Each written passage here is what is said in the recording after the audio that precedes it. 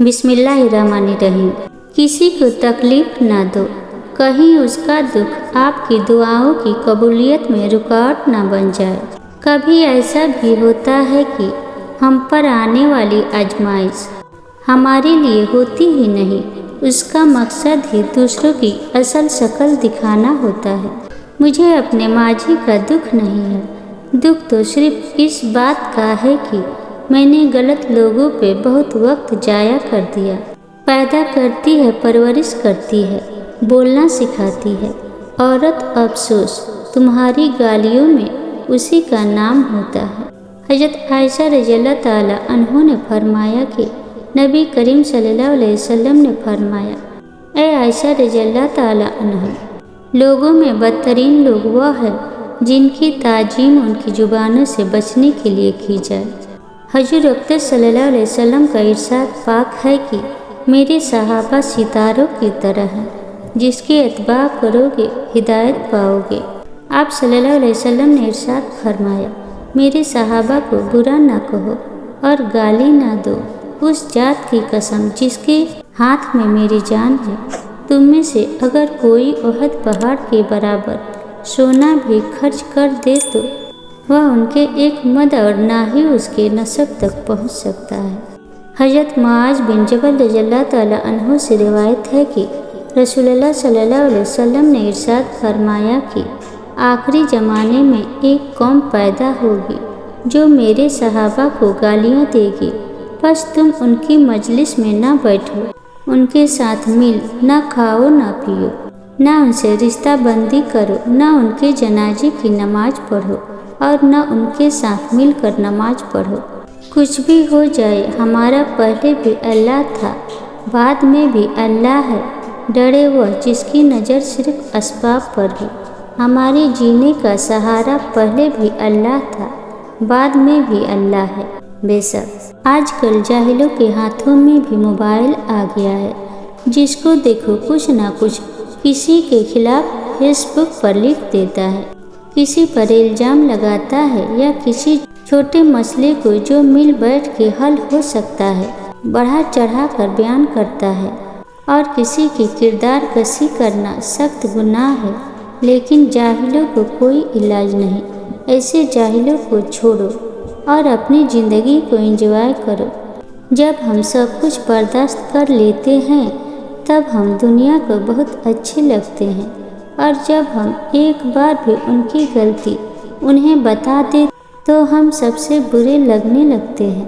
हज़रत मोहम्मद सल्लल्लाहु अलैहि वसल्लम ने आज से 1400 साल पहले जो सुन्नत इख्तियार की थी और जिन पर अमल पैरा होने का हुक्म दिया था, आज साइंस भी उन हकामात को तस्लीम करती है। आप सल्लल्लाहु अलैहि वसल्लम ने जहाँ सोने से पहले वजू का हुक्म दिया, वहीं दांतों को साफ करने का हुक्म भी मौजूद है। आज साइंस कहती है कि ऐसा करने से दांतों की बीमारियों के साथ दिल और मादे की बीमारियों से महफूज रहा जा सकता है। आप सल्लल्लाहु अलैहि वसल्लम के अहकामात से ये बात साबित है कि सोने से पहले बिस्तर को 3 बार झाड़ लेना चाहिए। बज़ाहिर तो लगता है कि ऐसा करने से कीड़े मकोड़े से महफूज रहा जा सकता है, मगर साइंसी तहकीक ने जो इंकशाफात किए हैं वह तंग कर देने वाले हैं। बतौर मिसाल पेश फरमाता है, अल्लाह ताला काफिरों के लिए नूह अलैहिस्सलाम और लूत अलैहिस्सलाम की बीवियों की बतौर मिसाल पेश फरमाता है। वह दोनों हमारे बंदों के निकाह में थी, मगर उन दोनों ने अपने शौहरों से खियानत की, लिहाजा अल्लाह के मुकाबले में उन दोनों के कुछ काम ना आ सके और दोनों औरतों से कह दिया गया कि जहन्नम में दाखिल होने वालों के साथ दाखिल हो जाओ। अहल ईमान के मामले में फिरौन की बीबी की मिसाल पेश करता है, जब उसने दुआ की, मेरे लिए अपने यहाँ जन्नत में घर बना दे, मुझे फिरौन और उसके अमल से बचा, मुझे जालिम कौम से निजात अता फरमा। हज़रत इदरीस अलैहिस्सलाम हज़रत नूह अलैहिस्सलाम से 1000 साल पहले पैदा हुए। हज़रत इदरीस अलैहिस्सलाम वह पहले इंसान हैं जिन्हें इल्म नजूम और हिसाब का इल्म बतौर मुआज़ा अल्लाह ने अता किया। سب سے پہلے حضرت ادریس علیہ السلام نے لکھنا اور کپڑا سینا ایجاد کیا۔ اس سے پہلے لوگ جانوروں کی کھال استعمال کرتے تھے۔ ناپ تول کا طریقہ اور ہتھیار کا استعمال بھی حضرت ادریس علیہ السلام نے ایجاد کیا۔ آپ نے ہتھیار ایجاد کر کے قابل کی قوم سے جہاد اور جنگیں لڑی۔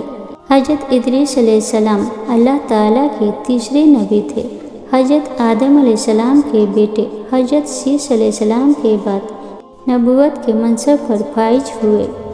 مورخین کے مطابق آپ کی پیدائش بابل موجودہ عراق میں ہوئی۔ حضرت ادریس علیہ السلام نے سب سے پہلے لکھنے پڑھنے تعلیم حاصل کرنے کا علم دیا۔ لوگ ادریس یعنی درس دینے والے نام سے پکارنے لگے۔ آپ کا حضرت شیش علیہ السلام کی 5ویں پشت سے تعلق تھا۔ مکھی چند لمحوں میں اپنی خوراک کو تبدیل کرنے کی صلاحیت رکھتی ہے، جسے وہ دنیا بھر کی جدید لیبارٹری اور سائنسدان اپنی اصل حالت میں نہیں لا سکے۔ اللہ تعالیٰ نے قرآن پاک میں کہہ دیا تھا، اگر مکھی کوئی چیز لے کر بھاگے تو سارے مل کر اسے واپس نہیں لا سکتے، کیونکہ مکھی صرف کھانے پینے کی چیزیں ہی لے کر بھاگتی ہے، جو اسے چند ہی لمحوں میں محلول میں تبدیل کر لیتی ہے۔ جو قیامت تک کافروں کو چیلنج دیا گیا ہے کہ واپس لا کر دکھاؤ، جو قرآن پاک کا انکار کرتے ہیں اور جھوٹے خداؤں کو مانتے ہیں، ان کے لیے یہی چیلنج کافی ہے۔ جب انسان کسی چیز کو گھور کر دیکھتا ہے تو اس کے دماغ کی برقی اشارے زبردست چارج پیدا کرتے ہیں، جس میں بھرپور طاقت اور تاثیر موجود ہے، اور نگاہ کی قوت سے نظر میں آنے والی بہت سی چیزوں میں تبدیلی بھی لائی جا سکتی ہے۔ جب یہ سارا چارج کسی انسان پر گرتا ہے تو اسی کو نظر بد کہتے ہیں۔ اگر یہ ویڈیو آپ کو پسند آئی ہو تو ویڈیو کو لائک اور چینل کو سبسکرائب کرنا نہ بھولیں، اور کمنٹ میں اپنا سجھاؤ ضرور دیں۔